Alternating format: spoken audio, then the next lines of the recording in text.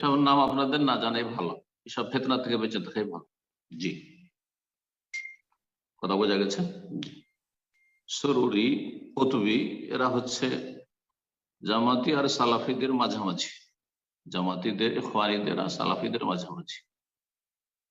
এদের আকিদাটা জামাতি ইখওয়ানি চাইতে ভালো, আকিদাটা জামাতি ইখওয়ানিদের চাইতে ভালো।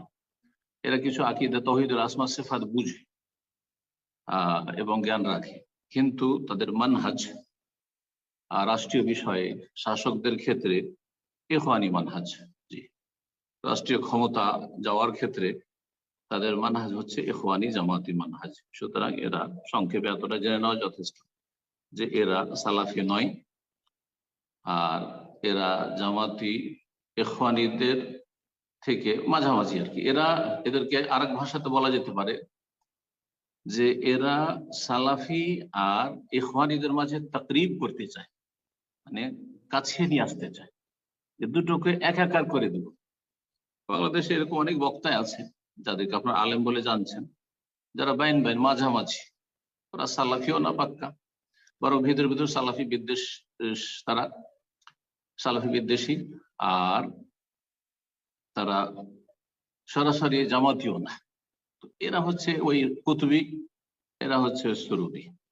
তাকরিব বাইনা সালাফিয়া ওয়াল ইখওয়ানিয়া ওয়াল মাউদুদিয়া, এটা হচ্ছে এদের মানহাজ সংক্ষেপে। আর আরেকটা হচ্ছে যে এই জামাত আর ইখওয়ান এরা তাকরিব বাইনা শিয়া ওয়াস সুন্নাহ, শিয়া সুন্নিদেরকে একাকার করতে চায়। শিয়া সুন্নিতে আকীদাগত পার্থক্য নেই, শুধু ফিকর পার্থক্য। এক জামাতি আমাকে বলেছিল অনেক আগে, মদিনা আসার আগে, যে শিয়ার সুন্নিতে কি পার্থক্য রয়েছে, শুধু ফিকর পার্থক্য। আমরা হানাফি ফিকহ মানি, কেউ শাফি, কেউ মালিকি, কেউ হাম্বলি, আর শিয়ার জাফারি ফিকহ মানে। এ হচ্ছে তাদের অজ্ঞতা জামাত ইখওয়ানিদের। সে ইচ্ছা করে এই অজ্ঞতার কথা বলে থাকুক, অথবা তাদের সাধারণরা অজ্ঞ, যারা বিভিন্ন স্তরে রুকুন টুকুন হয়ে আছে, আর তাদের আলেম সমাজ যারা, আলেম তো এরকম বড় নেই জামাতিদের ইখওয়ানিদের ভিতরে আকীদার বিশেষ করে, তো এরা ওই শিয়া সুন্নিকে একাকার করে দিতে চায়। শিয়া সুন্নি তাকরিব বাইনা শিয়া ও সুন্নাহ, শিয়া আর সুন্নিদেরকে কাছাকাছি করতে চায়। এটাও যেমন গোমরাহি, ওইটাও তেমন এক গোমরাহি। জি, আল্লাহ এসব ফিতনা থেকে বাঁচিয়ে রাখেন, কোরআন সুন্নাহর অনুসরণ করেন আলা মানহাজিস সালাফ।